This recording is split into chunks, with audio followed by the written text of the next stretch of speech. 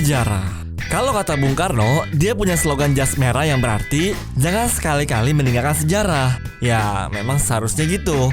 Tapi ada momen-momen dalam sejarah yang masih tersembunyi dari buku sejarah ataupun bacaan ilmiah yang lainnya. Hai, calon sarjana di sini dan kita akan jelasin beberapa kejadian bersejarah yang aneh dan juga unik tapi nggak diajarin dalam pelajaran sejarah. So, nggak usah pakai lama lagi, siapin diri kalian dan nikmatin videonya. Julius Caesar. Siapa sangka di tengah tangguhnya Republik Romawi dulu, bajak laut sempat jadi ancaman Romawi sekitar tahun 75 sebelum Masehi. Sampai-sampai nih, pemimpin militer Romawi Julius Caesar bisa ketangkap sama perompak Cilician pas lagi pengen belajar pidato di Rhodes. Cuma ini tuh bukan keuntungan buat para perompak ya. Sejak awal ketangkep, Julius tuh malah menolak dianggap tawanan dengan bertingkah layaknya bos yang punya kapal, menyuruh-nyuruh para perompak, ngata-ngatain buta huruf, dan melarang mereka jangan berisik kalau dia lagi pengen tidur. Julius bahkan selalu bernegosiasi nih buat ngasih uang tebusan untuk ngebebasin dirinya. Sebelum dibebasin dengan tebusan itu, Caesar tuh sempat ngomong kalau dia tuh bakal nyalipin mereka semua setelah dilepas nanti. Tapi para perompak tuh anggap itu cuma jokes dan bilang kalau Julius Caesar tuh adalah tawanan yang gila. Baru deh setelah uang tebusan datang dan dia dibebasin, tanpa ngejabat posisi publik ataupun militer, Julius tuh berhasil ngumpulin kekuatan armada laut dan langsung memburu para perompak tadi. Ternyata kata-kata Julius itu bukan jokes doang guys. Julius tuh langsung menangkap mereka dan menyalip semuanya tanpa sisa. Ini Julius Caesarnya yang terlalu jago, apa emang para perompaknya ya yang kelewat pinter? Kayaknya mereka main asal tangkap aja deh ya, tanpa tahu siapa yang ditawan.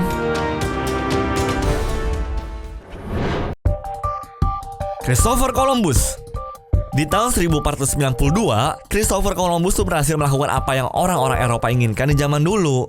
Berkat 3 kapal, kru dan juga suplai yang disediakan oleh kerajaan Spanyol, penjelajah asal Italia ini berhasil sampai ke benua Amerika.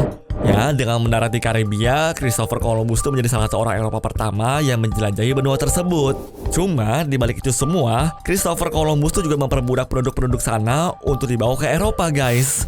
Sesampainya di Spanyol, Columbus tuh ngejual produk asli Amerika untuk dijadikan sebagai budak. Sampai-sampai nih yang masih muda aja pada dipaksain tuh untuk wik-wik oleh para bangsawan Eropa. Gak sampai situ doang guys, si Columbus tuh balik lagi ke Amerika buat ngejajah orang-orang sana. Selama dia jadi gubernur Karibia, sekitar 125.000 produk asli tuh meninggal dunia akibat perang, kerja paksa, dan juga penyakit yang disebarkan oleh bangsa Eropa. Ternyata apa yang dirasain sama nenek moyang kita juga dirasain tuh sama produk asli Amerika ya. Sedih banget sih, kenapa ya harus ngejajah sampai segitunya? Lebih parah dari Nazi. Gue yakin orang pada tahu tentang eksperimen perang Jerman yang dilakukan ke tawanan Yahudi dan juga tawanan perang dunia kedua lainnya. Padahal mah eksperimen yang dilakukan Jepang bisa dibilang lebih sadis guys. Jadi pas perang dunia kedua, Jepang tuh sempat ngejajah Tiongkok karena udah perang sama mereka sejak tahun 1937. Semuanya berawal pas Jepang tuh ngambil daerah Mangkuria dari pemerintahan Tiongkok. Nah, banyak tawanan perang Jepang yang dikirimin tuh ke Mangkuria. Alasannya emang buat ditawang di tempat yang disebut sebagai Unit 371. Fasilitas yang dikepalain oleh Letnan Jenderal Shiro Ishii ini ternyata ngelakuin berbagai macam eksperimen yang ilegal. Di satu gudang, Shiro Ishii udah nyiapin tuh tempat buat nyekap tahanan yang bakal dilempari granat berisi berbagai macam serangga kecil. Pas udah digigitin, tahanannya tuh bakal kena penyakit mirip Black Death yang ujungnya tuh bakal ngebunuh mereka. Selain itu, Shiro Ishii juga suka tuh ngelakuin pembedahan pas tahanannya masih sadar. Bahkan nih, tentara di sana juga ngetes senjata pelontar api ke para tahanan cuma buat ngeliat gimana dampaknya ke kulit manusia. Gua heran sih, sadisnya mah lebih parah daripada Nazi ya. Tapi kenapa nggak dilaporin ya ke PBB?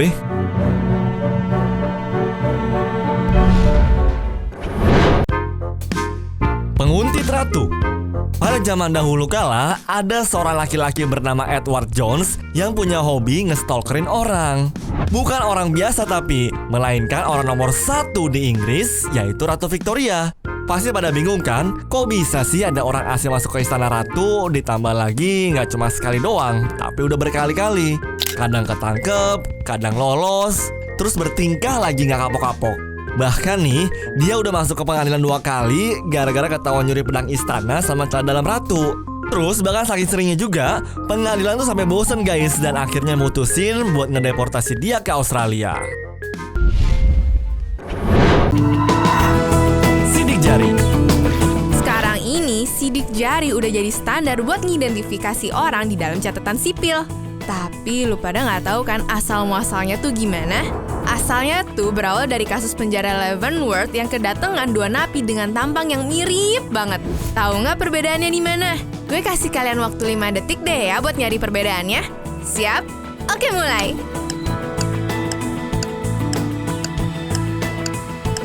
Susah kan? Itu alasannya kenapa kepala penjara perlu gunain sidik jari buat bedain mereka berdua, guys. Sejak dari situ, teknologi sidik jari dipakai di mana-mana deh sampai sekarang.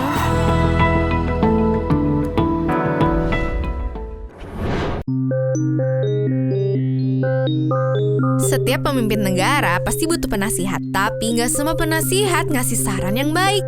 Kenalin nih, Grigori Rasputin, penasihat Tsar Rusia. Di awal abad ke-20, Rasputin menjadi seorang public figure yang diikutin oleh banyak orang gara-gara karisma dan pengetahuannya. Di depan warga Rusia, Rasputin sering ceramah soal agama dan kehidupan dan juga ngelakuin mukjizat penyembuhan. Saking populernya, Tsar Nicholas II sempat ngajak Rasputin untuk berdoa buat Pangeran Alexei yang menderita penyakit hemofilia. Dan ternyata Rasputin bener sukses loh nyembuhin penyakitnya Alexei cuma dengan ngucapin doa. Katanya sih, setelah itu si Rasputin mulai mempengaruhi keluarga kekaisaran dengan make teknik hipnotis. Makanya haters dia jadi makin banyak sampai pada pengen ngebunuh Rasputin. Tapi ajaibnya si Rasputin kagak bisa koit loh. Suatu kali si Rasputin pernah ditusuk sama ibu-ibu pas dia baru keluar dari rumah. Walaupun dadanya berasa sakit, tapi dia tetap jalan buat datengin jamuan makan di pemerintahan. Terus waktu lagi makan bareng orang-orang pemerintahan, Rasputin sempat minum 3 gelas anggur yang ternyata udah diracunin. Cuma tetep aja tuh nggak kenapa-kenapa.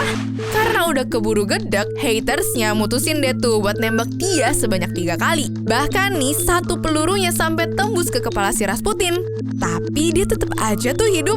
Akhirnya, mereka tangkap si Rasputin dan ngebuang dia ke sungai yang beku. Ujungnya, iya sih dia beneran lewat. Cuma pas diotopsi, paru-parunya penuh sama air. Buset, bisa nyembuhin orang, hipnotis, kagak mati-mati. Nih orang apaan dah? Fix dukunnya Eropa ini mah. Photoshop ala Soviet. Di zaman sekarang, teknologi Photoshop tuh dipakai buat ngedit suatu gambar biar terlihat berbeda. Iya sih, tekniknya emang dipopulerin lewat aplikasi Adobe Photoshop. Padahal mah jauh sebelum aplikasi itu ada, si Joseph Stalin udah lebih dulu pakai teknik ngedit foto, guys. Nih, lihat fotonya. Kalau begini doang, kelihatannya kayak nggak ada yang aneh ya. Tapi nih ya, pas samping-sampingan sama foto ini, waduh, kok orang-orang di sebelahnya malah hilang ya? Nah, ternyata si Stalin ini emang suka banget buat nge-photoshop orang-orang dari foto dia. Biasanya, Stalin ngelakuin itu kalau dia nggak suka sama seseorang atau mereka yang udah terbuang dan dieksekusi. Daripada dia capek jawabin pertanyaan orang-orang itu siapa, mending dihilangin aja deh. Pantes nih kayaknya ya kalau kita nobatin dia jadi bapak Photoshop.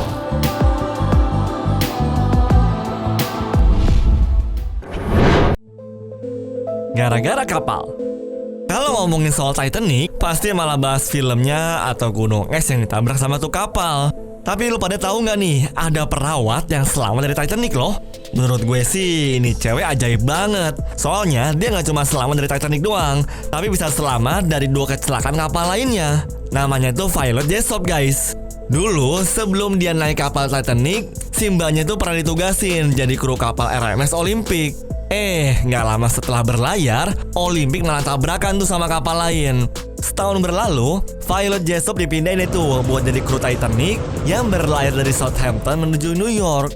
Cuma kayak kita tahu nih, si Titanic tuh malah tenggelam gara-gara gunung es. Dan lagi-lagi tuh, kayak apa yang dialamin pas kerja di Olympic, si Violet Jessop tuh bisa selamat dari kecelakaan Titanic. Sama juga nih kejadiannya waktu Doi ditugasin di kapal Britannic pas tahun 1916 yang ujungnya tuh meledak karena ranjau laut.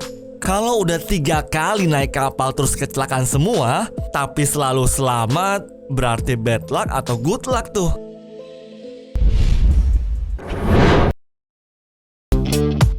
Godzilla Korut.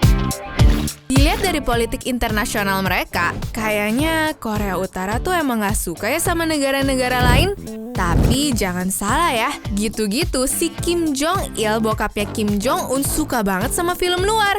Bahkan koleksi film pemimpin korut ini ada sekitar 20.000 film loh, termasuk Godzilla Jepang. Karena ngefans sama Godzilla, Kim Jong-il sampai ngebet banget buat bikin film kayak gitu. Ujungnya dia culik Shin Sang-ok dan istrinya yang merupakan sutradara terkenal dari Korea Selatan semasa Perang Dingin. Ya, daripada dia papain kan, Shin Sang-ok beneran bikin film deh biar Kim Jong-il jadi seneng. Salah satu filmnya Pulgasar yang mirip banget kayak Godzilla guys. Pas di tahun 1986, Shin Sang-ok sama istrinya berhasil kabur tuh pas lagi diajak Kim Jong-il pergi ke Austria. Untung berhasil kabur. Kalau kagak bakal disuruh buat film-film aneh yang lain kali ya.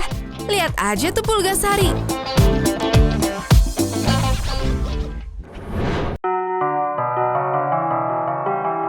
Kuil Enrakuji terkenal banget sama atraksi lari para biksunya yang menjadi ritual suci selama beratus-ratus tahun.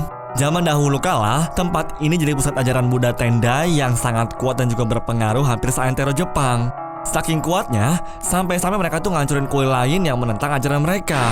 Kabar itu kedengeran kemana-mana tuh guys, yang akhirnya ngebuat salah satu panglima kerajaan bernama Oda Nobunaga memerintahkan untuk menyerang dan juga membakar kuil itu. Tapi gak cuma biksunya doang tuh yang dibantai. Warga sekitar kuil pun ikut jadi korban, sehingga peristiwa itu menewaskan sekitar 20.000 orang. Gila kan? Ternyata ada cerita seramnya di balik kuilnya ini. Padahal bagus banget, udah gitu menarik lagi buat dikunjungin. Anyways, cukup sampai di sini ya guys video hari ini. Sampai jumpa di video selanjutnya. Dah.